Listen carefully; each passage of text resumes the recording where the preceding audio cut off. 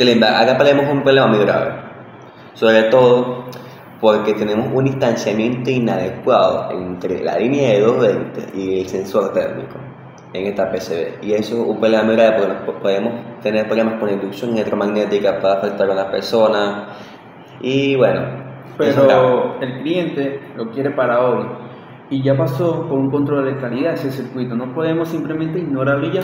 No podemos, porque generalmente existe una constitución, existe un artículo llamado artículo 12, que los planos deben garantizar la seguridad operativa y funcional, evitando riesgos electromagnéticos o térmicos. Si hay interferencia, el sensor puede fallar y la planta se sobrecalentaría. Pero aquí, ahora tenemos una conexión con falta que tiene que completar. Cuando usted haga esa conexión, yo haré el sello y todos para la casa. Verifique por favor que no hay... Ahí está, todo está bien, todo está en su sitio. Estamos listos. Muchas gracias.